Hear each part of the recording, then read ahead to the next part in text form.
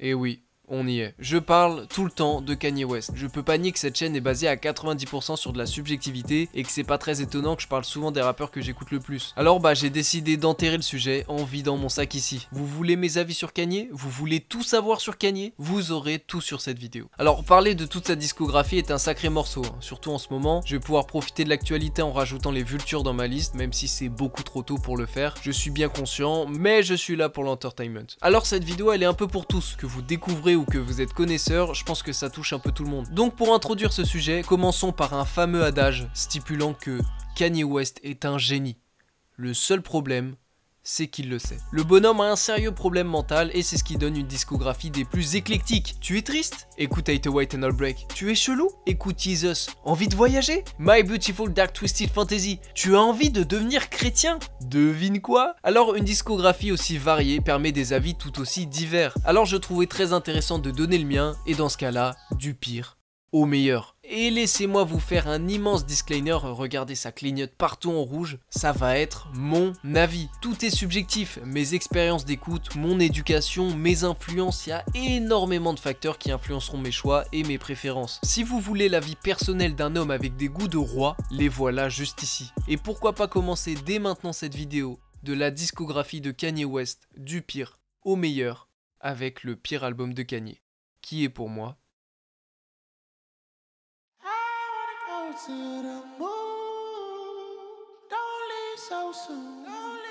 et oui, Donda, son avant-dernier album en date, est pour moi son pire album. Et laissez-moi vous expliquer pourquoi. Vous savez, dans la musique, on utilise le terme soupe pour les albums avec 2 ou 3 bangers et du remplissage à côté. Par exemple, Jungle Rose de French Montana, c'est un peu de la soupe. C'est un album plat et sans saveur qui dégage pas grand-chose avec qu'un seul tube qui porte tout. Mais alors, quel est le rapport avec Donda?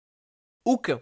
C'est l'inverse total, soit de la bouillie. L'album part dans tous les sens et il est vraiment imbuvable. C'est-à-dire qu'individuellement, chaque son a le potentiel d'être un banger, mais l'incohérence du projet qui défile les titres avec un nombre incalculable de feats rend la chose beaucoup trop décousue et indigeste. Et c'est sûrement pour ça qu'en général, les personnes qui aiment Donda, ce sont des gens qui n'écoutent pas l'album mais des sons de part et d'autre. Moi, cette bouillie continue m'empêche trop de passer un bon moment. Et puis à partir du moment où dès que j'ai lancé l'album et qu'il y avait ça en intro...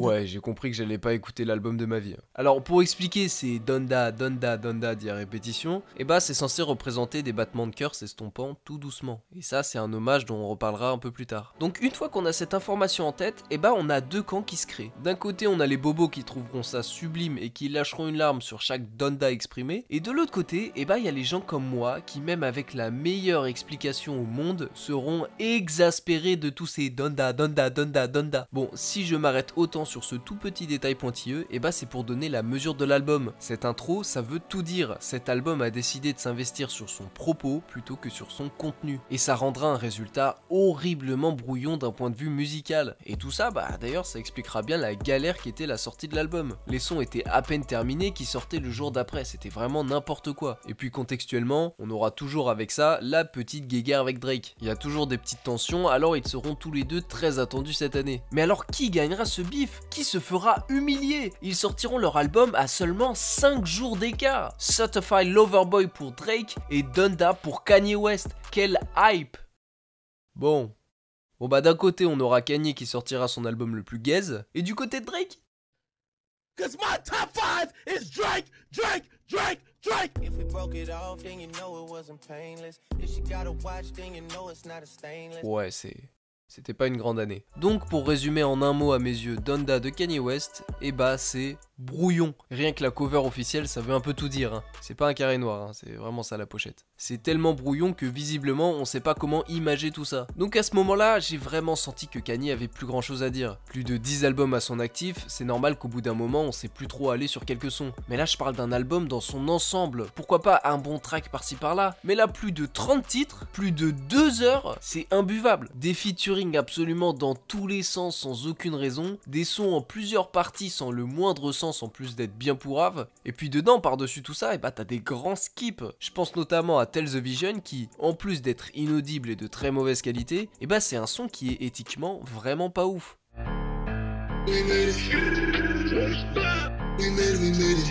Tell the Vision, c'est un remix d'un titre originellement issu de l'horrible Faith, où apparaît dedans un audio de Pop Smoke pendant 1 minute sans la moindre réelle raison. Et je pense nécessaire de rappeler qu'à ce moment-là, Pop Smoke il était décédé. Alors si c'est un hommage, c'est vraiment raté, et si c'est juste histoire d'avoir Pop Smoke sur son album, c'est encore pire. Et je crois fortement à la deuxième théorie, sachant que sur Donda 2, on retrouvera XXXTentacion. Mais bon, pour changer de point, je vais pas être mauvaise langue, évidemment qu'il y a des fulgurances, parce que il faut bien rappeler que c'est un album de Kanye. Par exemple, dedans il y a Praise God qui est vraiment cool, mais bon, ça c'est parce que j'adore Baby Kim.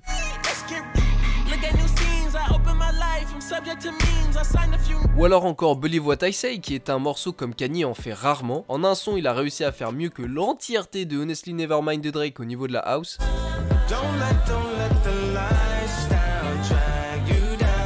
On a 24 qui est assez doux, enfin ça c'est jusqu'à ce que je me rende compte que la mélodie du refrain c'est clairement Girls Just Wanna Have Fun de Cyndi Lauper.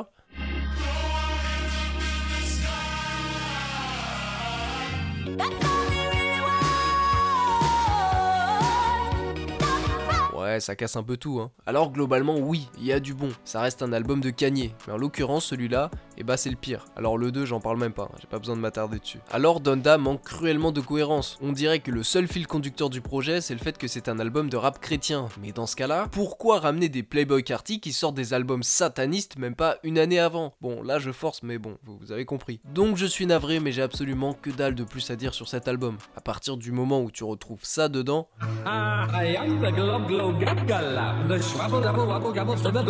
Pour moi, c'est juste du foutage de gueule. Donc pour conclure un petit peu cette réflexion, je dirais que ce qui est vraiment embêtant, c'est que Donda est évidemment une référence au nom que porte la mère de Kanye. Et quand tu connais sa carrière, tu te rends compte qu'elle est vraiment souvent présente et que ce thème reste majeur dans la discographie de Kanye. Mais quitte à parler d'un album hommage à sa mère, je trouve Hate Wait 1000 fois mieux réussi que Donda, qui est du coup pour moi un album inutile, en plus d'être le pire album de Kanye.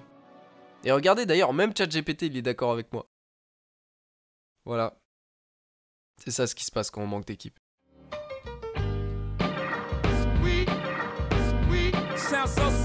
Alors prenez en compte que ce n'est pas parce que je le mets bas qu'il est mauvais, loin de là, c'est juste des albums qui me parlent moins. Alors pour parler un peu du projet, Watch the Throne c'est un album commun entre Kanye West et Jay-Z. Et il est bien. Voilà. Et c'est ça le problème. Attendez, laissez-moi cook. Jay-Z et Kanye, c'est une longue histoire. En gros, Kanye rentre dans le game en faisant des prods pour de grands artistes, dont Jay-Z sur The Blueprint. C'est tout. Et pas n'importe lesquels, hein, les meilleurs. Welcome, ladies and gentlemen, to the eighth wonder of the world. Listen, first the fat boys break up. Now every day I wake up, somebody got a problem with. Who you know like this rap shit? B-Mac.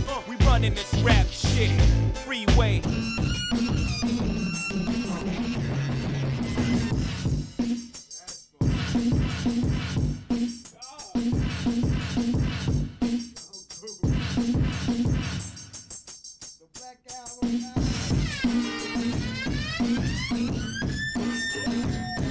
Alors c'est bien beau de faire des prods, mais ce que Kanye veut, lui, c'est rapper. Le label est mitigé avec cette idée, et Jay-Z, quant à lui, il est formel. Non! On veut pas! Mais Kanye est un forceur, alors il le fera son album. Rockefeller accepte de le publier, ça cartonne, Jay-Z se rendra compte qu'il avait la vision à Ray Charles et reconnaîtra son tort. Alors Jay-Z met de la lumière sur Kanye, il posera sur son premier album et sur son deuxième pour lui donner de la force à très grande échelle. Cette relation était donc un peu tumultueuse, un peu chien et chat. Ils s'aiment bien, mais bon, ils se font un peu la misère. Sur son troisième album, Kanye sortira Big Brother, et il fera 2-3 pics sur Jay-Z dessus, mais bon, ça reste son Big Brother. Alors après ces 3 premiers albums où Jay-Z et Kanye se tournent un peu autour, un album commun est plus que logique pour la consécration de tout ça. Mais le problème, c'est que Watch the Throne, il est sorti beaucoup trop tard. La logique aurait fait qu'il sorte après sa première trilogie, comme une sorte de finalité, de consécration. Mais il arrivera un événement dont on reparlera un peu plus tard, qui empêchera la sortie du projet. Alors au final, on se retrouve avec un album sorti beaucoup trop tard, et d'une qualité discutable, pour pas dire un peu décevante. Parce que oui, je vous laisse imaginer la hype quand on annonce un projet commun entre Jay-Z et Kanye West. Une fois de plus, bien. Mais juste bien, c'est censé être grandiose de voir Jay-Z et Kanye, mais là c'est vraiment pas dingue, il y a aucune fulgurance à part 2-3 sons marquants. Alors oui, je vais pas faire l'aveugle, évidemment qu'il faut relever le classique intemporel qui est dessus.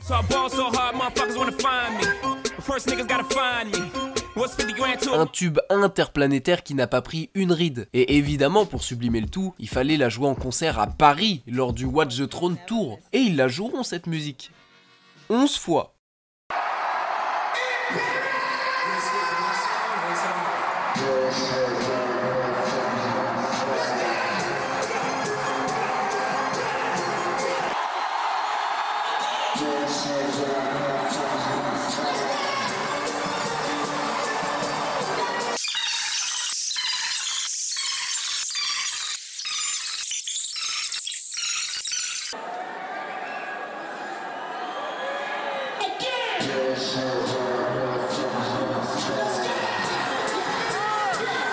Non, vous rêvez pas, hein. Si vous étiez au concert à Paris en juin 2012, vous auriez écouté ce son pendant 40 minutes. Il n'y a aucune vanne, la vidéo est sur YouTube, mais passons. Donc oui, quelques sons sont à retenir, mais ça reste très faible sur un casting de cette envergure. Donc si tu prends tous les albums de Kanye, et bah Watch the Throne fait un peu tâche en étant limite oubliable. Alors du coup, la version de luxe, j'en parle même pas, ça gâche encore plus l'aspect légendaire du projet. Donc on pourrait juste résumer ça comme un énorme potentiel gâché, et si j'en parle aussi peu, et bah c'est bien pour démontrer que c'est l'album le plus insignifiant de Kanye West.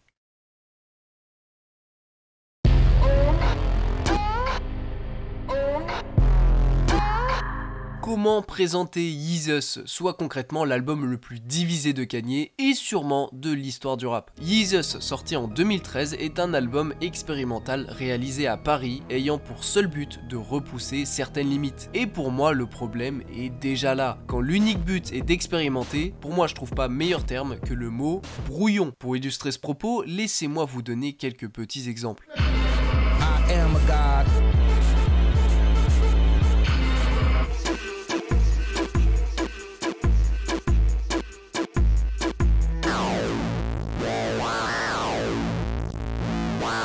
Non mais sérieux, On-Site, c'est quoi ce truc inaudible? C'est qui les amateurs encore là qui ont produit ça? Ah oui, mais c'est... Ouais, la France. Alors c'est sûrement subjectif, mais j'ai toujours eu du mal avec ce projet. La manière dont il a été présenté dans toute sa modestie comme étant un projet qui allait révolutionner le rap, spoiler, non, toute cette mégalomanie avait pour objectif de justifier le bordel sonore que ça allait être, et c'est ça que je trouve être le problème majeur de l'album. C'est des prises de risques injustifiées. Après, faut se dire que la démarche elle était sincère, car c'est un de ses albums préférés à Kanye, donc il est persuadé de son aspect révolutionnaire. Alors oui, on peut pas nier l'influence du projet. Il y a pas si longtemps que ça, on a eu Utopia, le digne fils légitime de Yeezus.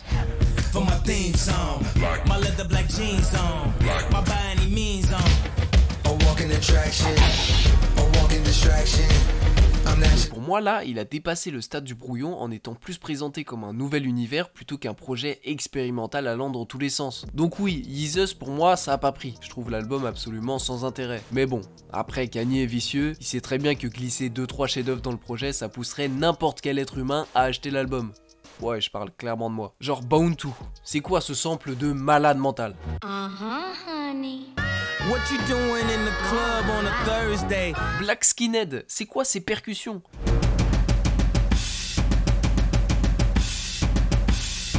New Slave, c'est une ascension au paradis ou quoi?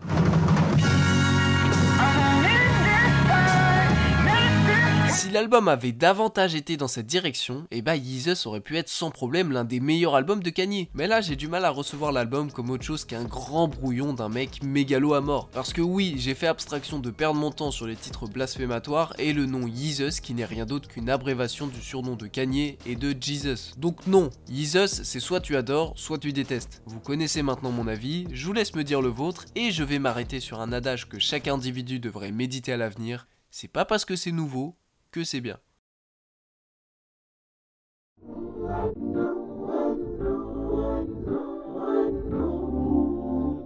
Alors Yeah, c'est un peu l'album le plus anecdotique de Kanye West. En 2018, après 2 ans sans album, et bah il sort un projet très court avec des morceaux un peu plus particuliers les uns des autres. Alors l'album n'est pas mauvais, mais assez décontenançant, et oui, Ce mot existe. Donc j'ai été extrêmement étonné de la manière dont cet album a mal été reçu. Je trouve que le projet est une bonne réussite. Un album incroyablement introspectif, on a l'impression de rentrer dans sa tête pendant un court moment et je pense que c'est le meilleur album de Kanye de ce côté-là. Et c'est pour ça que la cover est bien choisie parce qu'elle veut un peu tout dire. À ce moment-là, on est seul, perdu nulle part et la seule chose à laquelle on peut se rattacher, et bah c'est les paroles de Kanye. Ça laisse une attention totale sur l'album. Ça donne un aspect personnel qui sera renforcé par le fait que c'est Kanye lui-même qui a pris la photo de la cover. Seulement 7 titres qui permettent de sortir du projet de manière plus réfléchie que dans une optique de consommation. Mais bon, comment parler du projet sans évoquer la façon exceptionnelle dont se clôture l'album? Violent Crimes et Ghost Town sont des top carrières de Kanye West. En plus d'avoir des structures très intéressantes, et bah il y a des vrais messages et des vraies valeurs dans chacun des morceaux.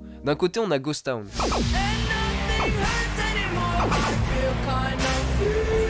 En gros, c'est une représentation sonore assez bien ficelée de la bipolarité de Kanye. Ça jongle avec la tristesse de l'interprétation de Kid Cudi et la folie de la performance de Shake. Ça donne une incroyable alchimie d'ambivalence qui permettra la sortie d'un des meilleurs sons de Kanye West. Et tout ça en sachant que le morceau a été terminé le jour de la release party de l'album. Ouais, niveau timing, tu peux pas être plus juste. Et de l'autre côté, on a Violent Crimes.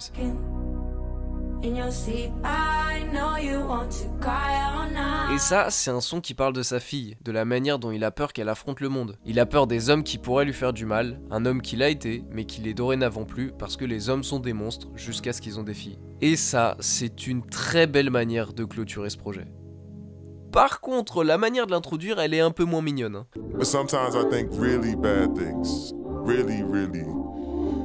I thought about killing you. J'ai pensé à te tuer. Ouais, c'est un son qui parle de lui-même. Ouais, je vous laisse imaginer l'ambiance. Donc Kié, c'est l'album le plus personnel de Kanye. Les paroles sont profondes, la cover est faite par lui-même, le message est beau. Pour moi, il n'y a rien qui dénote. Bon, à part quand il y a Mickey qui pose un refrain. Sinon, pour conclure, comment résumer la chose qu'en disant que c'est un beau projet un peu trop détesté. Mais il mérite bien sa 10e place.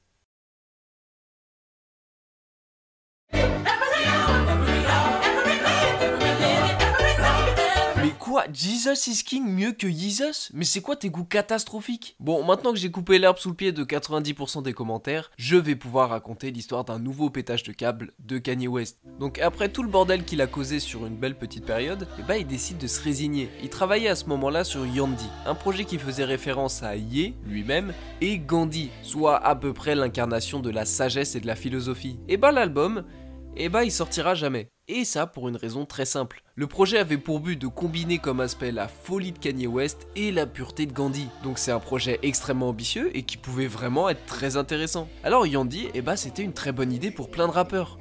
Mais peut-être pas pour Kanye West. Associer l'incarnation de la pureté avec un rappeur qui fait des sons blasphématoires, des clips caliente, des propos extrêmement controversés et des feats grotesques avec Lil Pump. You're such a freaky girl. Ouais, c'était pas la meilleure idée au monde de sortir ça. Alors au final, une prise de conscience est apparue. Il fallait changer, c'est plus possible de continuer comme ça. Il se remet en question et décide de se repentir en se rapprochant de sa religion. Il délaisse l'aspect Ye de Yandhi et remodela le projet en sortant Jesus is King, un album de rap gospel chrétien. Ouais, Kanye niveau rédemption, il fait jamais les choses à moitié. Donc en 2019, Jesus is King sort enfin. Et devient automatiquement le pire album de Kanye à l'unanimité. Le projet sera extrêmement mal accueilli et ça en grande partie au vu de l'aspect bâclé. Et bah oui, le problème d'avoir délaissé l'aspect Ye de l'album, et bah c'est qu'il manque la moitié de l'album. Il a complété avec rien du tout. Donc que ce soit au niveau des prods, du texte, de la structure de l'album, tout est un peu brouillon et ça change de l'aspect minimaliste habituel de Kanye. Donc oui, d'un œil très objectif, Jesus is King est le pire album de Kanye West. Mais alors avec tous ces problèmes, pourquoi je le place aussi haut? Alors bah je vais pas vous donner des arguments farfelus et le défendre en surinterprétant n'importe quoi. Je vais la faire très simple. L'objectif était de faire un album gospel, et bah c'est 100% réussi.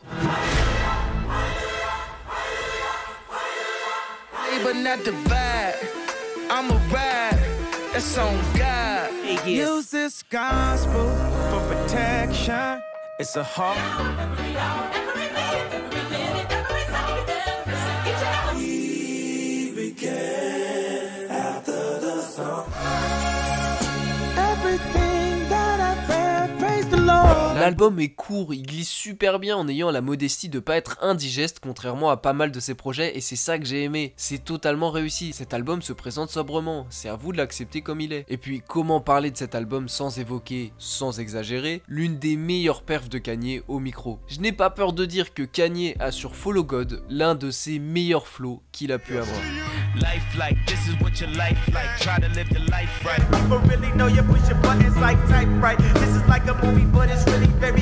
Donc oui, j'ai vraiment pas besoin de plus, ça peut paraître choquant, mais pour résumer cette réflexion en une phrase, je passe un meilleur moment en écoutant Jesus is King que Yeezus. Et oui, parfois il suffit de pas grand chose. Ce que j'aime dans cet album, c'est le retour d'un Kanye simple qui nous délivre un projet sans prétention. J'étais vraiment épuisé du Kanye controversé avec un comportement de plus en plus insupportable. Ça m'a fait du bien de voir que les décisions qu'il a prises l'avaient changé et visiblement en bien. Bon après, est-ce que le Kanye pur et tout gentil a duré très longtemps ? Pour avoir la réponse, je vous laisse découvrir la cover de Vulture. D'ailleurs, en parlant de ça...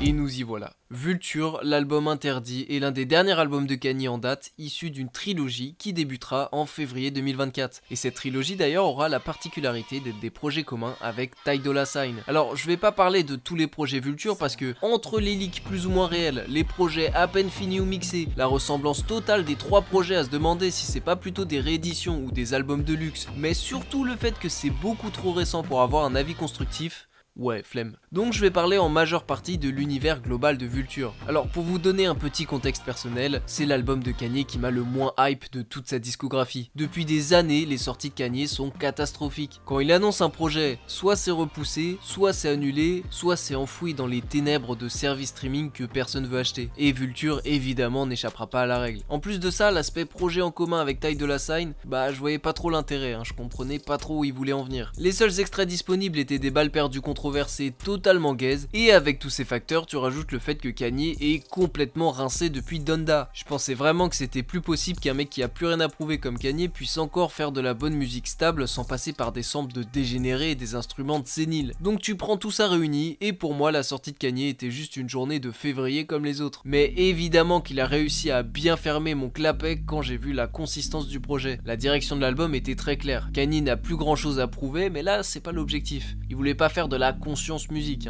Il est reparti en guerre pour refaire de la stadium music. Oui, Kanye propose encore du lourd.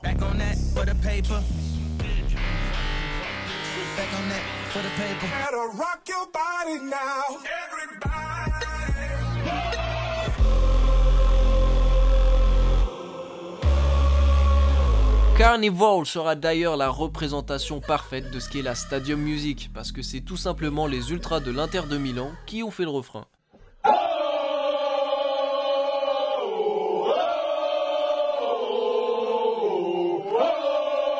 Alors bien sûr que je regrette toujours la simplicité de Kanye où il pouvait me faire voyager juste avec un piano sans qu'il passe par des productions totalement fantaisistes comme sur Vulture. Mais là je suis pas sorti écœuré et c'est le meilleur point du projet. Il est parfaitement cohérent malgré sa complexité. Il sait encore planter des bangers sans faire trop ringard. Et ça c'est en grande partie grâce à Ty Dolla $ign. Il ne dénote pas du tout, il remplit sa mission à chaque morceau en les sublimant un peu plus. J'aurais jamais imaginé qu'il apporterait autant de fraîcheur au projet et pourtant il carry tout l'album. Like the Wild Wild West. All this money on the floor. 10 racks, throw it up, watch how I do it. Once again, the clouds are gathering to release. Et s'il faut s'arrêter sur un son, laissez-moi vous introduire Back to Me, le meilleur morceau que Kanye a pu faire depuis un bon moment. I fell in love with you. We fell in love with you. Guys like us just don't follow the fucking sky, you know. Ce qui sublimera tout ça est le petit clin d'œil de Back to Me envers Runaway, l'un de ses meilleurs sons. Je t'ai demandé de fuir, mais je sais que tu reviendras. Ou du moins, je l'espère. Et c'est très précisément à ce moment-là que j'ai compris que Kanye était de retour. Le message du son est aussi simple que sublime. Là, il est un peu divisé en deux états d'esprit, comme Kanye aime bien faire. D'un côté, on a la prise de confiance. Je sais que peu importe ce que je fais ou ce que je suis, tu peux pas nier l'évidence. La finalité sera que tu reviendras vers moi.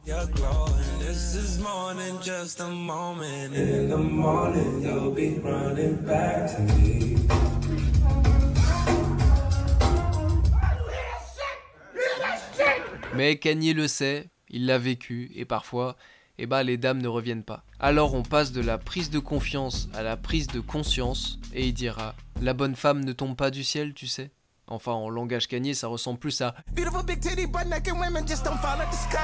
Donc oui, le morceau est extraordinaire et j'ai pas encore évoqué le couplet monumental de Freddie Gibbs. Merci de remettre l'Indiana sur la carte. Les Pacers, on a encore perdu 4-0. Bon ok, j'abuse. Donc si Kendrick n'avait pas exterminé Drake sur Not Like Us ou Meet the Gram, et bah Back to Me aurait été le son de l'année 2024.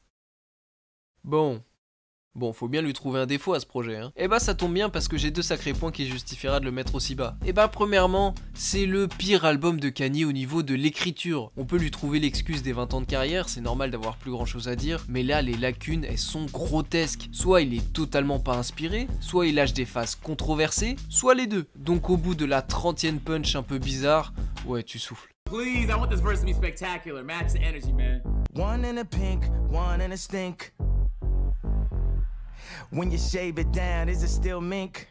What the fuck is he talking about? Mais il ne faut pas omettre également le pire aspect de cet album. Franchement, qu'est-ce que c'est mal mixé. Les prods, les voix, tout. Je sais que Kanye, il a plus grand chose à faire du perfectionnisme, mais là, il y a vraiment des passages qui gâchent tout auditivement. Il n'y a pas besoin de faire bac plus 30 ingé son pour s'en rendre compte. On voit bien qu'il est pas trop accompagné, qu'il est dorénavant pas trop du genre à retraîner avec des Mike Dean. Mais quand même, il y a un minimum. On comprendra mieux pourquoi l'album se fera autant défoncer au niveau des critiques. Alors bah, voyons Vulture comme un bon projet, pas prise de tête. Il les a déjà sortis ces chefs-d'œuvre, alors à quoi bon se casser la tête quand tu peux juste prendre ton pote et faire un album? Enfin 3 pour le coup. Du coup bah je trouve que c'est une très bonne initiative que je salue. Pour conclure, Vulture c'est un très bon projet, très cool. Et il rentre d'ailleurs très facilement dans le podium de 2024.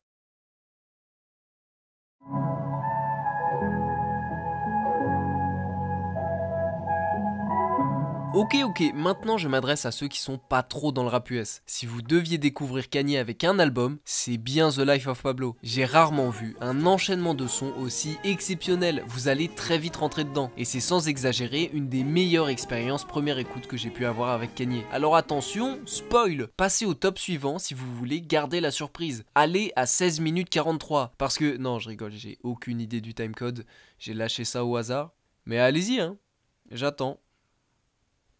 Bien, parlons d'un grand retour de Kanye. Là, on est en 2016. Kanye n'a rien sorti depuis Yeezus, son album le plus divisé à ce moment-là. Donc Kanye, ça fait plus de 10 ans qu'il est dans le game. Hein. On commence à regarder la montre et on se demande doucement si le tonton devrait pas prendre sa retraite depuis son album de sénile. Et puis, il annonce The Life of Pablo en exclusivité sur Tidal, la plateforme de Jay-Z. Et en gros, c'est un peu l'album qui déterminera la suite de sa carrière. Alors, The Life of Pablo fait écho à Pablo Escobar, Pablo Picasso et à Saint-Paul. Ouais, ça se dit Pablo en espagnol. Donc on peut déjà en déduire une certaine ligne directrice avec ses influences. Du charisme, de la créativité et de la sagesse. Ce sont ces 3 états d'esprit qu'on retrouvera tout l'album. Alors déjà, quel titre, bravo, mais j'aimerais avant tout qu'on s'arrête sur un point. Kanye sort le projet en sachant pertinemment l'enjeu qu'il y a derrière. Alors il fera les choses bien en proposant l'un des meilleurs débuts d'album de l'histoire. Alors je sais qu'il y a 1 million de personnes qui l'ont déjà dit, mais réfléchissez-y une dernière fois. L'enchaînement de sons stratosphériques du projet. On commence avec Ultra Light Beam, une introduction gospel des plus douces qui permet de bien rentrer dans le projet.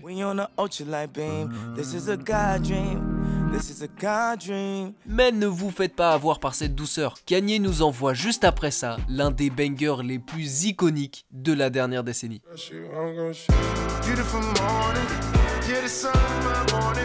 Et après avoir cassé ta nuque sur ce son, il te donne un coup fatal en sortant directement la partie 2, un remix à la surprise générale de Panda de Designer, sans aucune raison.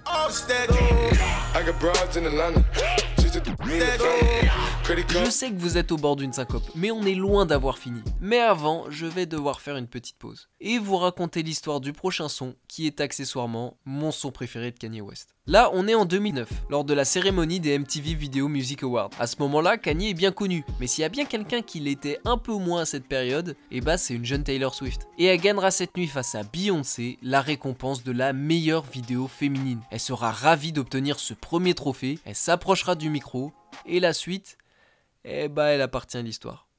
Thank you so much for giving me a chance to win a VMA award. Yo, Taylor, I'm really happy for you. I'm gonna let you finish. But Beyonce had one of the best videos of all time. évidemment il y aura un énorme bad buzz pour Kanye et ça c'est assez logique. Mais du côté de Tyler, outre un moment assez humiliant, et bah ça reste avant tout une énorme pub. Elle sera exposée au monde et son public dépassera celui de la country. Alors au final de toute cette histoire, résultera une musique qui retracera parfaitement cet événement. Kanye il aurait pu s'excuser de cette situation honteuse pour lui, mais bah il décidera autrement. I feel like me and Taylor might still have sex. Why? I made that bitch famous. Il sortira Famous, mon son préféré de Kanye West. Alors là, je vous vois venir, hein. Mais quel grossier personnage. Mais pourquoi il en rajoute? Il est tellement méchant, mais comment ose-t-il? Il lui a demandé à Taylor Swift s'il pouvait faire ce son par téléphone. Okay, now what if later in the song I was also to have said I made her famous? Is that Did you say that? Yes, it might have happened. Oh, God. Yeah, I mean, it's just kind of like whatever at this point. Yeah. Alors oui, il y a débat et théorie disant qu'elle n'était pas totalement au courant, mais bon, ça c'est un autre débat. Donc pour conclure, Famous est un son grandiose, tant sur le fond que sur la forme. Du sample de Nina Simone à la perf de Rihanna jusqu'à l'outro qui sublime tout, tout est somptueux. Donc oui, un son aussi exceptionnel se doit d'avoir un clip. Et il en aura un. Bon, comment je vais pouvoir en parler? On a un clip avec Donald Trump, Kim Kardashian, Caitlyn Jenner, Amber Rose, Chris Brown, Rihanna et Taylor Swift elle-même, et ils sont tout nus. Je vais évidemment mettre aucun extrait, je vous laisse vérifier et je passe vite à autre chose. Donc comme vous avez pu le voir, l'album est aussi riche que dense, mais petit problème car oui, faut pas oublier que je suis bien relou, l'album est aussi bas pour le problème le moins grave mais malheureusement le plus récurrent de l'industrie musicale, trop long. Il y a pas mal de sons qui se skip, ça va un peu dans tous les sens et c'est dommage parce que dans cet album, et bah t'as certains des meilleurs sons de Kanye. Parce que si je vous ai parlé de l'excellent début d'album, et bah j'ai pas encore parlé de la manière sublime dont il se conclut. L'outro de l'album, c'est Saint Pablo.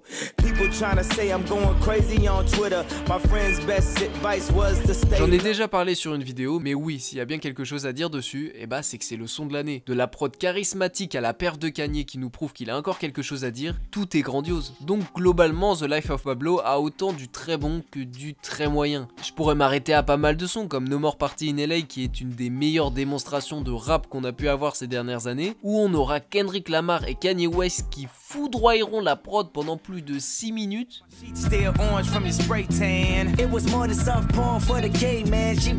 Deux excellentes perfs, même si Kendrick mange un peu Kanye sur le son, un fait qui met tout le monde d'accord mais que Kanye démentira il y a pas très longtemps. Donc on en aura des fulgurances dans cet album, mais un projet s'évalue dans son entièreté. Et globalement, et bah Kanye il a fait mieux. Et 6 fois en l'occurrence. Bah comme par exemple... Oh là là, comme c'est bas, le deuxième album de Kanye West, seulement 6ème. Alors comment me défendre de cette take fortement discutable? Et bah Late Registration c'est The College Dropout, mais en moins bien. Laissez-moi m'expliquer, pitié. Quand tu regardes la discographie de Kanye, tu te rends compte de l'immense diversité musicale des albums. Il n'y en a pas deux qui sonnent pareil et c'est ça qui est passionnant quand tu te penches sur sa discographie. Enfin, sauf pour un cas, Late Registration et The College Dropout. Deux albums très bons, mais beaucoup trop similaires. Les codes sont un peu trop les mêmes, que ce soit au niveau des bangers, des skits, des moments émotionnels, et c'est sûrement pour ça que son troisième album fera du bien, parce qu'il se détachera énormément de tout ça. Alors oui, là où le premier album était tourné un peu vers la soul, Late Registration est beaucoup plus sur des nuances jazz et orchestrales. C'est la principale et un peu la seule nouveauté. Mais ça fonctionne très bien, le deuxième projet c'est toujours le plus compliqué, c'est le moment de confirmer que t'es pas là par hasard ou par un coup de chance. Alors il faut absolument réussir, et c'est ce qui s'est passé, même s'il faut dire qu'il n'a pas pris de grands risques pour y arriver. Pour le coup, ce qui rendait vivant ce College Dropout, c'était essentiellement les skits qui rythmaient bien l'album avec des petites blagues par-ci par-là. Alors bah il reprendra ce concept, mais pour le coup de manière beaucoup plus logique et structurée. Pour vous montrer ça, on commence par l'introduction de l'album. Ensuite on enchaîne avec les 3 bangers les plus populaires du projet. And I heard him say, nothing's ever promised tomorrow today from the shot. I gotta testify, come up in the spot looking extra fly.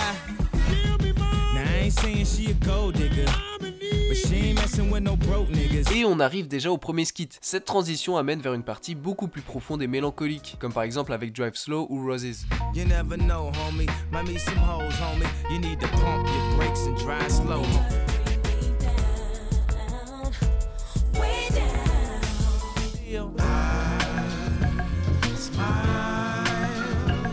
ensuite aller au second skit, la partie la plus flex de l'album où il ramène dessus Jay-Z et Nas. Sans oublier qu'à ce moment-là, ils sont toujours en bif. Bon ok, ils se réconcilient pas longtemps après, mais dans mon livre, c'est Kanye qui a rabiboché 2 des plus grands rappeurs au monde. Même si c'est pas vrai.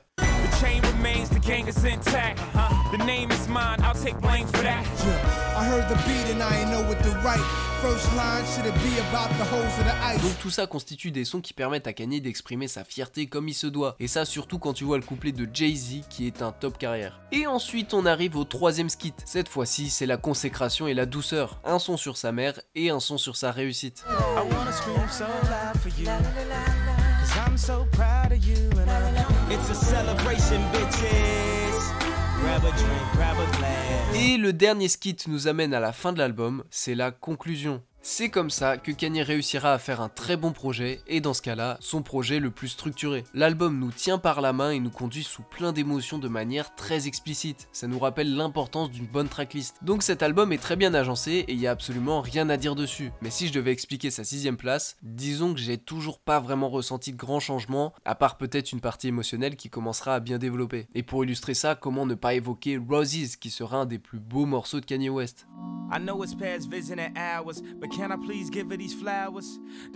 Là, c'est une triste histoire qu'il nous raconte, celle des derniers moments à l'hôpital qu'il a passé avec sa grand-mère. Il racontera tout ce qu'il aura en tête à ce moment-là, et c'est ça qui rend le morceau aussi bien écrit. Là, on est dans sa tête, dans ses pensées, on traverse la colère, la tristesse, tout ce que tu peux ressentir quand tu fais face à une fatalité aussi triste que la perte d'un proche. Dédier un morceau entier à sa grand-mère, c'est une belle chose pas si commune dans le rap, et ce sera pourtant parfaitement réalisé.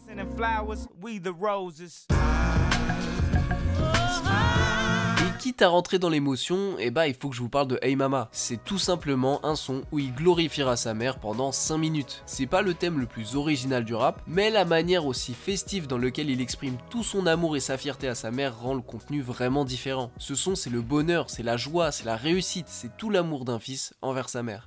Hey, I wanna scream so loud for you.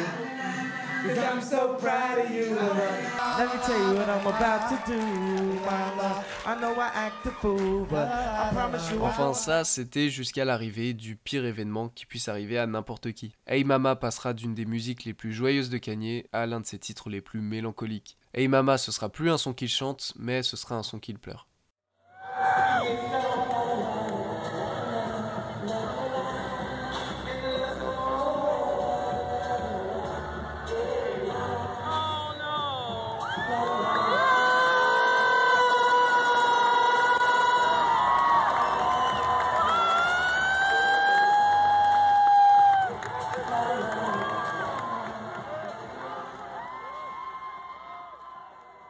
Et il y a quelque chose de beau dans tout ça. Kanye West est vu comme un type mégalo, controversé, extrême, frimeur, mais il a des faiblesses comme tout le monde. Et c'est un de ces rares albums qui nous l'expose. Late Registration sera un grand album pour ça.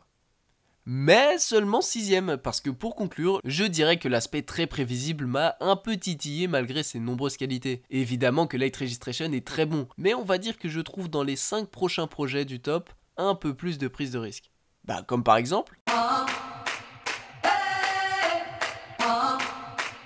Alors une fois de plus, j'ai dû faire 2-3 haussements de sourcils car oui, comment ça? 4 albums meilleurs que My Beautiful Dark Twisted Fantasy, le chef-d'œuvre, la peinture, la plus grande création artistique du dernier siècle, seulement 5ème. Et oui, car je vous rappelle le principe de la vidéo, la subjectivité. Et non, ChatGPT n'est plus d'accord avec moi. Après, si certains d'entre vous veulent absolument un classement sans âme, purement objectif avec The College Dropout et My Beautiful Dark Twisted Fantasy en premier, je peux vous conseiller une ribambelle de sites et d'articles qui se ressemblent tous les uns des autres. Alors pour faire les présentations, My Beautiful Dark Twisted Fantasy sort en 2010. C'est son 5ème album et il deviendra musicalement l'un des albums de rap les plus riches qui ait pu exister. Comme on peut voir, l'esthétique du projet, c'est la création artistique à son paroxysme.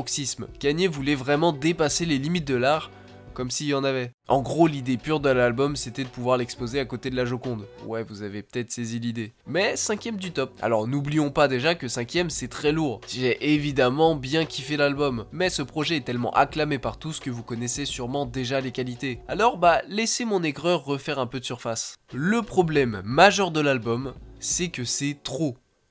Genre, trop. À ce moment-là, après avoir sorti 4 projets aussi variés que qualitatifs, Kanye est arrivé à un stade où il a à peu près tout dit. Alors il comble ce manque avec d'énormes featuring et des sons surproduits. Alors je suis d'accord, à la première écoute, cet album il en met plein la gueule. T'as les plus grosses superstars au monde sur un même projet avec des sonorités et des orchestrations que t'as jamais entendues. Another one's called All of the Lights, and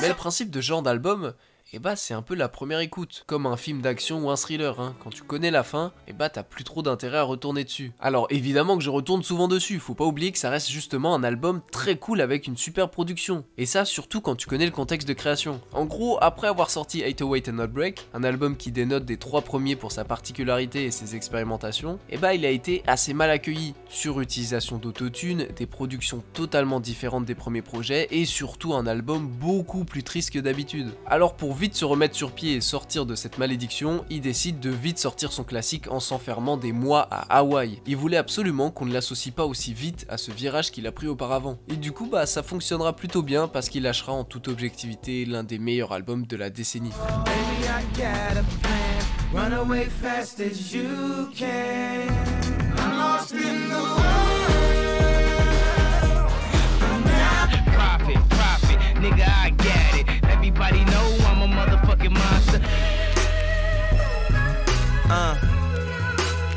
Parlons d'ailleurs de Devil in a New Dress, un sublime morceau avec Rick Ross qui fera un taf extraordinaire dessus. Le sample est magique, le message est beau, les perfs sont mémorables et le clip est inexistant. Et oui, parce que après avoir sorti ce son, Rick Ross voulait mettre en image la merveille qu'il venait de faire. Mais petit problème, Kanye était trop occupé à faire ses courts-métrages bizarres de 30 minutes avec des ballerines pour clipper Runaway. Rick Ross étant bien chafouin de cette situation, il en fera qu'à sa tête pour avoir ce qu'il veut. Et il fera en toute détente son propre clip de son couplet. Ouais, il y a moyen que ça s'est jamais fait. Et franchement, il a raison d'avoir apporté un peu plus de lumière sur ce somptueux son qui commence doucement à avoir la reconnaissance qu'il mérite. Donc oui, je vais pas nier qu'il y en a des merveilles dans ce projet, mais 5e pour moi. Parce qu'en une phrase, cet album, c'est beaucoup pour rien. Ça me fait penser aux gens qui disent pas qu'ils sont rappeurs, mais artistes. Le genre de projet qui vient dire indirectement qu'il faut enrichir le rap parce qu'il est pas bien comme il est. Bah non les gars, le rap ça peut juste être une batterie et un gars, pas besoin de trompette, d'orchestre, de demi-temps, de jouer en tierce, de émioli, de polytonalité. Pose sur un temps, varie les placements, rime bien et c'est déjà ça. Voilà globalement mon problème avec cet album. Maintenant vous savez tout. Alors je vous le dis une dernière fois quand même, parce que je suis bien trop effrayé des détracteurs que je vais engendrer, mais j'ai aimé l'album. Pour moi, Runaway c'est top 3 des meilleurs sons de Kanye. Il y a plein de bonnes choses à dire dessus, mais je pense que vous avez pas besoin de moi pour ça. Vous les connaissez déjà, ou justement je vous invite à les découvrir. Alors My Beautiful Dark Twisted Fantasy, c'est un album que j'aime énormément, mais peut-être pas autant que la moyenne.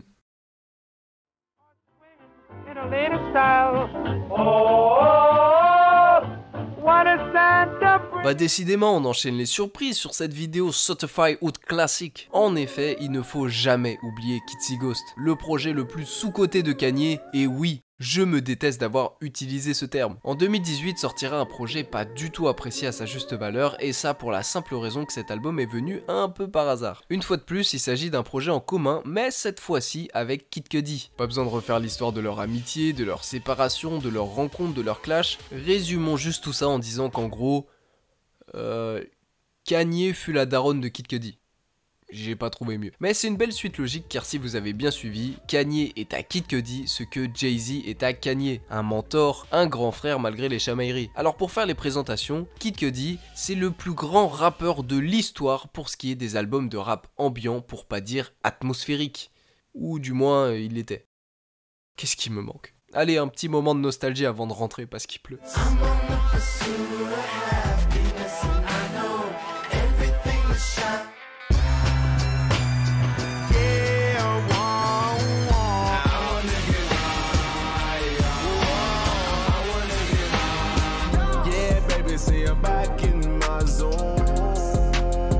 comme on a pu le voir, Kid Cudi c'est l'ambiance, le mystère, le rêve, le cauchemar, c'est tout un univers aussi riche qu'immersif. Et c'est exactement ça dont Kanye avait besoin. Il a sorti son album Ye seulement une semaine auparavant et on a bien senti qu'il avait des choses à extérioriser. Donc on ressent très bien la profondeur du propos de l'album, mais s'il y a bien une chose qui fonctionne pas, et bah c'est bien la forme. On peut donc résumer ce projet comme une bonne idée, mais mal réalisée. Et c'est d'ailleurs là où Kitsy Ghost excelle. Kanye a des choses à dire et Kid Cudi sait comment les mettre en forme. Il a passé sa carrière à raconter ses souffrances sous une forme très poétique, et ça Kanye l'a bien repéré. Il a fait appel à son talent pour lui demander de mettre en forme tous les ronges que Kanye a traversés. Alors combinaison la folie de Kanye West et l'ambiance de Kid Cudi, et les enfants se mettent à voir des fantômes. Donc les kids, si les ghosts quoi.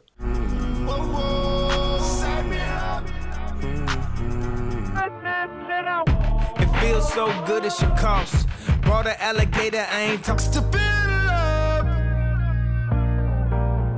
I can still build. Donc au même titre que Ye, cet album est issu des 7 projets courts produits par Kanye qui se sont intervallés chacun d'entre eux d'une semaine. Il est donc précédé le 25 mai de l'excellent Daytona de Pusha T et du très bon Ye de lui-même le 1er juin. Il est suivi par le vraiment pas dingue Nasir de Nas le 15 juin et enfin le très cool KTSC de Teyana Taylor le 22 juin. Et parmi tous ces projets, s'il y en a bien un qui représente la perfection, c'est bien Kitsy Ghost. Très court mais excellent, et j'insiste sur ce terme, je l'emploie pas au hasard. Le projet, c'est la perfection incarnée. Chaque son apporte quelque chose au projet et rien n'est laissé au hasard. C'est que 7 titres, mais c'est 7 musiques réussites sans qu'on reste sur notre faim. Le travail d'ambiance est incroyable. On entre dans le projet très facilement et on y ressort 20 minutes après. C'est vraiment l'un des albums les plus immersifs que j'ai pu écouter dans ma vie. Alors même si chaque son est parfait dans son propre style, évidemment qu'il y en a un qui ressort du lot. C'est le meilleur son qu'ils ont pu réaliser ensemble. Vous savez, la création de ce projet n'est pas anodine. Malgré toutes les chamailleries entre Kid Cudi et Kanye, ils pourront jamais nier leur similarité. Ce sont des mecs remplis de ronges qui ont tous les deux traversé des problèmes de santé mentale. D'un côté, on a Kanye qui ressort de longues périodes d'hôpital psychiatrique. Il venait juste d'être diagnostiqué bipolaire. Donc tout ça lui fera annuler la tournée de The Life of Pablo. C'est ce qui lui fera inspirer d'ailleurs Ye, et on ressentira très bien dans ce projet l'entièreté de son mal-être. Mais c'est comme ça qu'il réussira à s'en sortir, parce que ce sera le meilleur exutoire possible. De l'autre côté, on a Kid Cudi, qui traversera plusieurs fois des dépressions. Cette tristesse et cette solitude l'inspirera beaucoup dans ses premiers projets, que ce soit pour les 2 premiers Man on the Moon ou pour Indicud. La tristesse, les ronges, la mélancolie, ce sera un thème très récurrent. Mais malheureusement,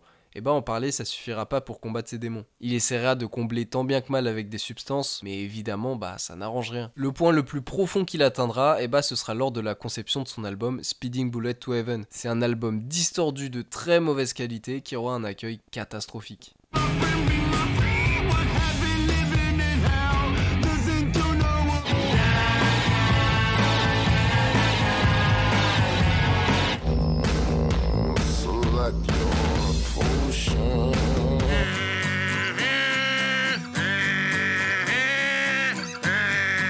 Suite à tout ça, Cudi il prendra conscience qu'il sera au fond du trou. Il fallait qu'il s'en sorte en prenant soin de lui. Alors il fera une pause et ça lui fera le plus grand bien. Mais avant de partir, il laissera un dernier message. Ce sera ce message qui sera à l'origine de la musique dont je vais vous parler et occasionnellement d'une de ses plus belles musiques. Il dira « Amour et lumière à tous ceux qui m'aiment et je suis désolé si j'ai déçu quelqu'un.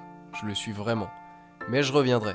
Stronger, better, reborn. » I'm so reborn. Reborn sera le plus beau morceau de Kanye et de Kid Cudi. Kid Cudi sortira les meilleures mélodies qu'il a en stock pour s'assurer de l'ambiance du son, et de l'autre côté, Kanye profitera de cette occasion pour donner ses dernières pensées lucides dans son couplet. Il exprimera tout son ressenti, tout son mal-être dû à ses problèmes psychiatriques, et il n'aura jamais sorti un meilleur couplet depuis. Very rarely do you catch me out. Y'all done specially invited guests me out. Y'all been telling jokes that's gonna stress me out. Soon as I walk in, I'm like, let's be out. I was off the chain, I was off the drain, I was off the meds, I was gone insane. What an awesome thing, I ain't caught the shame. I want all the pain, I want all the pain. Alors Kitsy Ghost, c'est 2 rappeurs qui donnent le meilleur d'eux en apportant chacun leurs meilleurs atouts. Les mélodies et l'atmosphère mélangées à des productions très audacieuses et des interprétations délirantes. L'album est parfait de A à Z.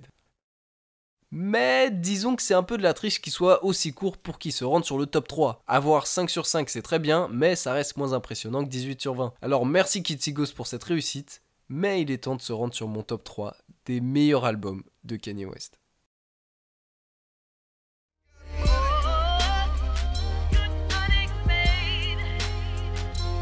C'est quoi un album parfait? Pour moi, la définition n'est pas compliquée. C'est un album qui commence et qui finit, et entre les deux, des bons sons. Je demande rien de plus. Quoi de mieux pour vous illustrer ça que de vous parler de Graduation, le 3e album de Kanye West. Il y a 1 million de bonnes manières de commencer un album, mais pour moi, l'une des meilleures que j'ai écoutées dans ma vie, c'est bien celle-là. Good morning.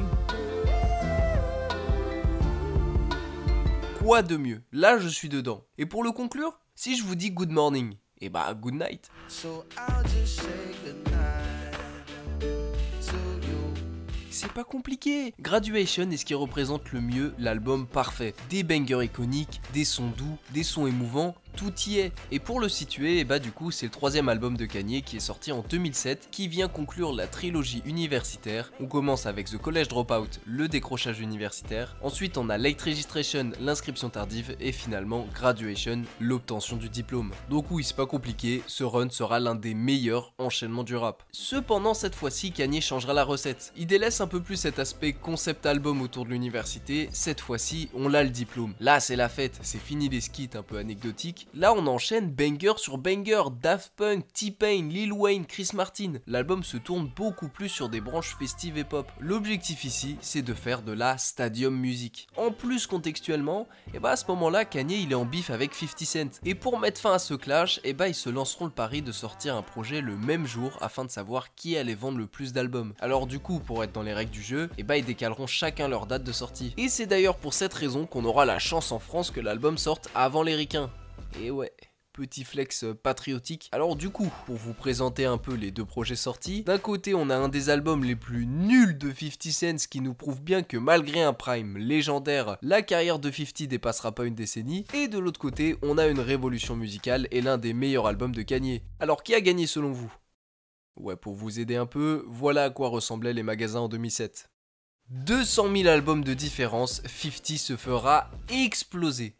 That don't kill me, can only make me stronger. Excuse me, was you saying something? You can't tell me nothing. Do you think about me now and then?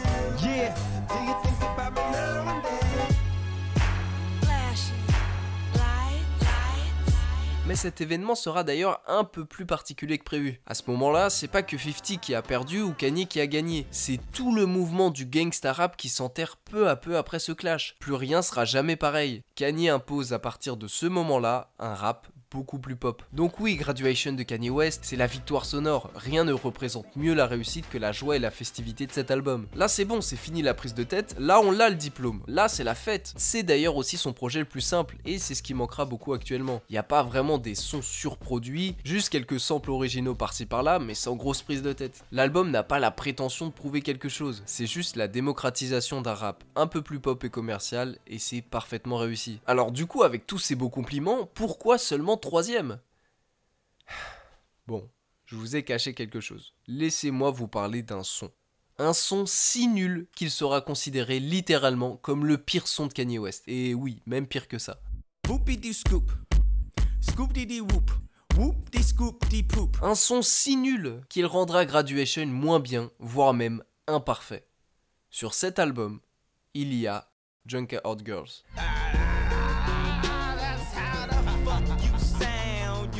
Junkie Hot Girls, c'est un son qui, en plus d'avoir un message assez chelou, possède un flow totalement éclaté. En gros, il parle de Junkie Hot Girl, tout le son, qu'il en veut une juste pour une nuit, et qu'en fait, il est avec elle pour le restant de ses jours. Voilà. En gros, c'est un son bien gras, et qui contient d'ailleurs, en plus de ça, sans aucune raison, un pont incompréhensible de Mos Def. Dans tout ce bordel, il lâche une poésie sur l'amour. Genre, entre deux couplets totalement beaufs de Kanye, on te lâche un l'amour, la nécessité dangereuse que les gens recherchent, sans égard à l'endroit où il se trouve. Le cœur de l'humain est curieux par-dessus tout.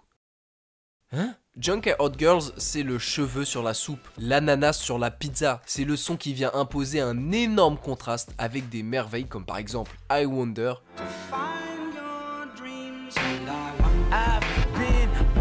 Un son qui est la BO d'une ascension au paradis avec un sample somptueux et un message super inspirant, où je pourrais encore parler de Everything I Am. But everything I'm not made me everything I am.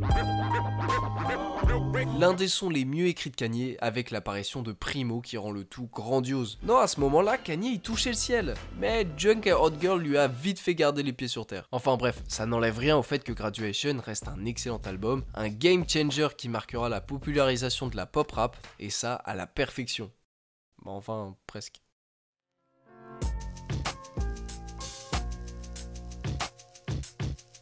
Ça a longtemps été mon album préféré de Kanye West. The College Dropout est son tout premier album qui annonce le début de la trilogie universitaire. Alors il y a déjà une première question qui se pose. Pourquoi ce thème bien précis? Bon, vous vous doutez bien que c'est pas pour en faire la promotion. Cet album, c'est un peu la revanche de Kanye sur la vie. Durant les études, Kanye, c'était pas le rappeur star du lycée. C'était pas un Jay-Z ou n'importe quel autre rappeur de son label Rockefeller. Non, Kanye, c'était pas le quarterback stylé de l'école, mais plutôt la mascotte un peu ridicule. Et ça, ce sera super bien affirmé sur la pochette. Donc rien qu'au visuel, on a déjà un énorme premier contraste. On a un nouveau rappeur qui émerge, mais contrairement à la norme, c'est un loser. Et d'ailleurs, comme il dira plus tard sur Vulture, parce que oui, il prendra cette faiblesse pour une force et en fera le sujet de son début de carrière. Il sort alors The College Dropout. L'objectif premier du coup c'était de montrer qu'on n'a pas besoin de faire de grandes études ou d'être super stylé pour réussir. Et cet album en est l'exemple même. D'ailleurs tout le long du projet, il se foutra totalement de la gueule du système universitaire, surtout à travers des skits très sarcastiques. On a par exemple un skit où tu vois un mec qui arrête pas de réviser en mode ok vous avez des voitures, des maisons, mais est-ce que vous avez des diplômes? Est-ce que vous avez toutes ces connaissances? I'm smart, I'm so smart. You know what's gonna keep me warm? That's right, those degrees. D'un autre côté, on a Lil Jimmy Skit, un enfant qui a perdu son père, celui du skit précédent, et qui lui laisse en héritage ses diplômes. Il dit que toute sa vie, son père n'a fait que étudier au point où il était dans la même classe que lui. Il dira même qu'il est chanceux parce que les personnes qui vivent dehors, ils ont des papiers journaux pour se protéger. Et lui, il a des diplômes, ça réchauffe mieux. Enfin bref, vous avez compris le délire. Du coup, ce sont toutes ces petites vannes et décisions qui feront un peu douter Rockefeller de le prendre en tant que rappeur plutôt que producteur. Kanye de base, il faisait des instrus pour Jay-Z et ça convenait parfaitement à tout le monde. Mais lui, ce qu'il veut, c'est rapper. Kanye forcera et fera un pressing monumental en jouant ses sons à Rockefeller pour qu'on lui accorde un album.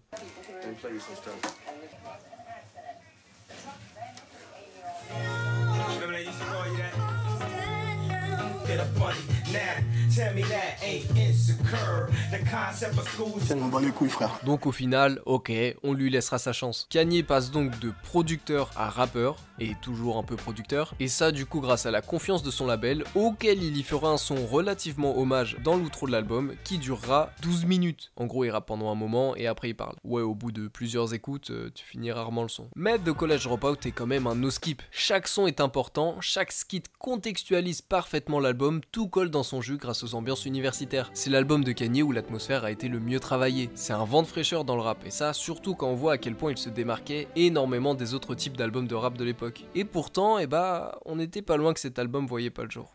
Dans la nuit du 23 octobre 2002, Kanye sera à Los Angeles, et il sortira tard du studio pour rentrer chez lui. Avec la fatigue qui s'accumule de cette grosse journée, Kanye il a un peu du mal niveau conduite. Et malheureusement, lorsqu'il emprunte un carrefour, il se fera violemment percuter par une autre voiture.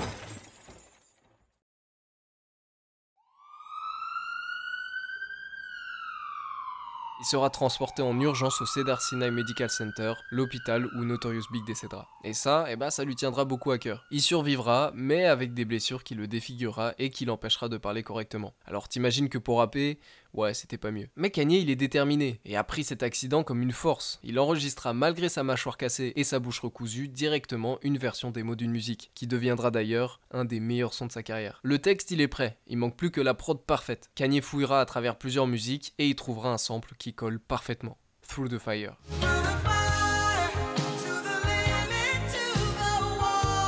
Through the Fire, qui peut se traduire par à travers le feu, sera bien adéquate à son propos. Through the Fire deviendra Through the Wire, autrement dit, à travers les fils. Les fils de sa bouche recousue, hein, t'as capté?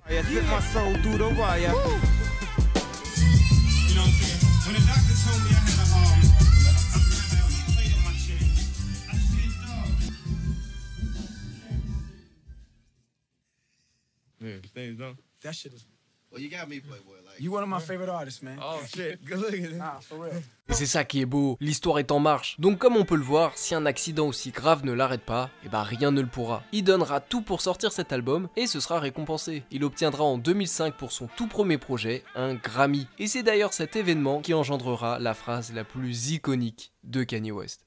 Everybody want to know what I would do if I didn't win. I guess we'll never know. Exactement, voilà, dealer. The College Dropout, c'est ce que Kanye a donné de plus honnête dans sa vie. Et c'est ce qui fera de ce premier album le meilleur de sa carrière en toute objectivité. No, I got angels watching me from the other side.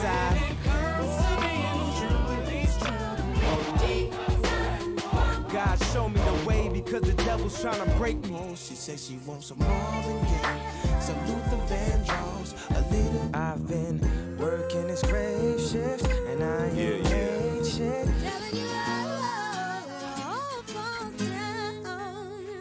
Oui, The College Dropout est le meilleur album de Kanye West.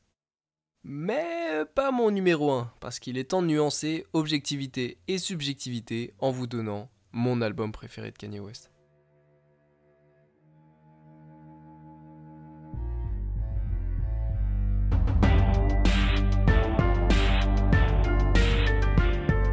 Oui, 808 and Not Break, c'est mon album préféré de Kanye West. Et si vous voulez définir la subjectivité, vous pouvez montrer cette vidéo parce que 808 and Not Break est loin d'être son meilleur album en toute objectivité. Mais bon, c'est peut-être plus intéressant un classement qui change plutôt qu'une énième vidéo qui lâche The College Dropout ou My Beautiful Dark Twisted Fantasy en première position. Moi, clairement, c'est en vue de mes influences, de la manière où j'ai connu Kanye, le contexte où je l'ai écouté. C'est tout ça qui m'ont amené à considérer cet album comme l'un des projets qui m'a le plus marqué dans ma vie, et en l'occurrence, mon album préféré de Kanye West. Mais alors pourquoi prendre autant de pincettes pour parler de la qualité de ce projet ? Disons qu'il n'a pas fait l'unanimité. Laissez-moi vous raconter son histoire. Donc comme on a pu le voir, Kanye représente le mieux l'espoir et la réussite. C'était un jeune qui avait un rêve et qui a lâché ses études pour y accéder. Pour beaucoup, c'est la plus grande erreur d'une vie. Tout arrêter scolairement pour l'art, ça finit rarement bien. Mais vous connaissez dorénavant l'histoire, Kanye West c'est pas n'importe qui. Il fera du plus grand risque de sa vie une force en lui donnant comme thème le décrochage universitaire. La suite, vous la connaissez, Kanye n'est plus le loser où personne croyait en lui, c'est la superstar qui marquera la culture au fer rouge en ayant la plus grande discographie de l'histoire du rap. The College Dropout, Late Registration puis Graduation, 3 projets très acclamés par le public et la critique pouvant dorénavant être considérés comme des classiques. Mais qu'est-ce qui peut arrêter Kanye West ? La pire des choses qui peut arriver à chacun d'entre nous. Le 10 novembre 2007, après avoir drop son album le plus populaire et surtout être sorti victorieux face à 50 Cent, Kanye apprendra la nouvelle la plus tragique de sa vie. Alors qu'elle subissait une opération, Donda West, la mère de Kanye, décédera de plusieurs facteurs post-opératoires. Les causes sont encore un peu floues, mais on sait que le chirurgien était connu pour des fautes professionnelles dues à l'alcool. Alors le choc pour Kanye est encore plus dur. Ce moment marquera évidemment un grand tournant dans sa vie, mais aussi dans sa carrière. Parce que là, on est le 10 novembre 2007. La perte de Donda résonne partout dans les médias, mais on n'a toujours pas eu de retour de Kanye West sur l'événement. Tout ce qu'on sait, c'est que dans une semaine, le 17 novembre, il a un concert à Paris. On s'attend sûrement à que ce soit annulé, ce qui est totalement normal, on va pas lui en vouloir pour ça. Mais non, le temps passe et rien n'est annoncé jusqu'au 17. Kanye montera bien sur scène. Alors ce soir-là, il débarque sur le parquet du Zénith, visage vide, et enchaîne les sons un par un. Pas d'interaction avec le public, juste un mec qui fait son taf, chanson après chanson. Mais une fois de plus, on comprend, on n'attend pas mieux de quelqu'un qui vient de perdre sa mère seulement une semaine auparavant. Mais ça, c'était jusqu'au moment d'interpréter Hey Mama. Et la suite marquera le début d'une nouvelle facette de Kanye.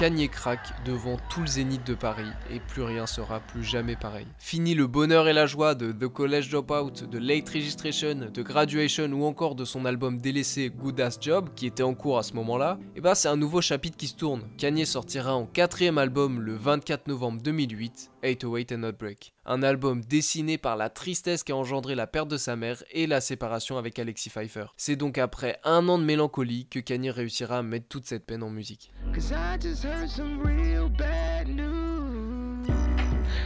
Hey, hey, hey, don't say you will, friend.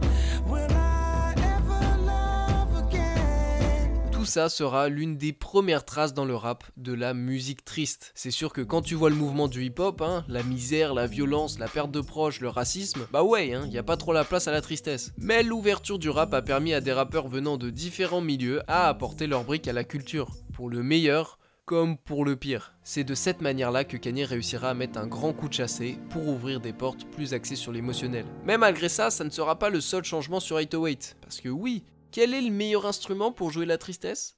Et bah, l'autotune. In the night, I hear him talk, the coldest story ever told. No matter what, you will never take that from me. Okay, you will never stop me now. Ce grand changement sera en termes d'influence un raz-de-marée. Ça fera de 808 le projet de Kanye qui a eu le plus d'impact. Parce que oui, même s'il y a débat sur le sujet, et bah énormément d'albums au teint triste et mélancolique n'auraient sûrement pas existé sans 808 and Heartbreak. Pas de Man on the Moon, pas de Take Care, pas de House of Balloon, pas de Hendrix, pas de Goodbye and Good Riddance, pas de Foreign Exchange. J'ai juste voulu le caler, écoutez ce projet s'il vous plaît. Donc globalement, pas certains des albums les plus vendus au monde. Bon, sauf pour Foreign Exchange, mais s'il vous plaît, vraiment écoutez-le. Changed my life. I like both. 808 changed your life. Yeah, it was Really? fire. It made me wanna. Damn, you just had to throw this in here. I need to like my shit. Street lights, glowing, happen to be just like moments. Wish I can't put on my pastels to tell my. You worry about the wrong things. Why would you play the long game? You worry about the wrong things, the wrong things. Mais malgré une reconnaissance incontestable dans le milieu, le public et la critique générale ne seront pas du tout du même avis. En plus de l'autotune, les voix de Kanye ont un grain très différent dans cet album. Ils sont traités différemment, limite téléphonés pour apporter beaucoup plus un aspect intimiste. Ça donne une ambiance très différente d'usuel et ce sera tous ces petits changements qui feront de 808 and Heartbreak l'un des albums les plus détestés de Kanye. Ça dénotera énormément du paysage rap de cette période et ça plaira pas du tout au grand public. L'album sera démonté dans tous les sens. On reproche à Kanye dans 808 son manque d'humour, de festivité, des productions différentes qui passeront de samples original fantaisiques à des percussions un peu plus brutes. Mais c'est exactement tout ça qui m'a fait autant aimer cet album. Donc oui, comme vous avez pu le comprendre, c'est assez dur de défendre ce projet sans passer par la subjectivité. Les critiques sont légitimes, mais c'est là où je trouve que 808 fait remettre en question l'objectivité dans la musique. L'album n'a pas vraiment besoin d'être parfait parce qu'il n'a pas été fait pour nous. C'est son exutoire pour affronter la perte de sa mère et on est là pour y participer. À nous de vivre nos propres trucs à côté. C'est pas un album à être disséqué dans tous les sens et être jugé objectivement. Parce que pour conclure, parfois la musique, ça se juge pas. Oui, The College Dropout est meilleur que 808. Oui, My Beautiful Dark Twisted Fantasy est meilleur que 808. Je vous contredirai jamais. Mais 808 and Heartbreak est mon album préféré de Kanye West. Et si je peux vous faire passer un message pour terminer toute cette réflexion, c'est ne laissez personne juger vos goûts. Personne ne sait ce que vous avez traversé durant l'écoute pour apprécier tel ou tel projet. Alors allez-y, aimez ce qui n'est pas aimable. Détestez des classiques. Vivez vos propres trucs. Ça peut être normal si vous avez préféré Revival de Eminem à Marshall Mathers LP. Peut-être que vous avez grandi avec Revival, que vous avez rencontré votre âme sœur dessus, je sais pas. Tout ce qu'on vous demande, c'est de ne pas confondre vos goûts personnels avec des critiques objectives. Voilà pourquoi j'insiste sur la subjectivité de ma chaîne. Alors chacun perçoit 808 and Heartbreak comme il se doit. Moi je l'estime parfait. De A à Y. Ouais, parce que Pinocchio Story, ça va aller 2 minutes.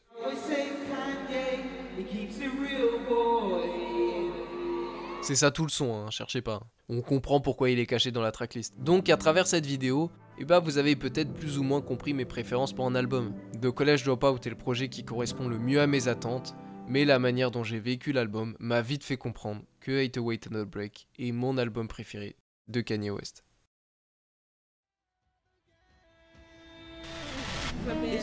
Outstanding. Take the snow away. really are pretty cool, the best. Oh, word. You the best, Bob?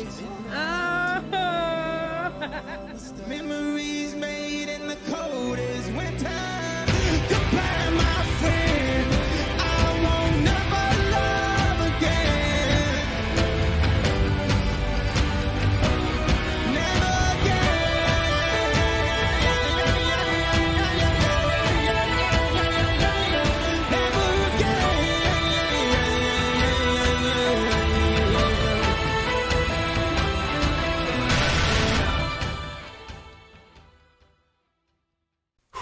Que j'ai fait parler moi. Je vous remercie profondément si vous êtes encore là, j'espère ne pas avoir été trop blablateur, mais maintenant vous savez tout. Ce serait cool si vous pouvez me donner vos classements en commentaire ou votre top 5, je trouve ça hyper intéressant de voir les goûts personnels de chacun. Alors le format change pas mal de d'habitude, mais dites-moi si ça a plu. Ce serait avec plaisir de renouveler avec d'autres rappeurs, alors n'hésitez pas à m'en envoyer. Et puis je pense que c'est tout, alors bah merci à vous.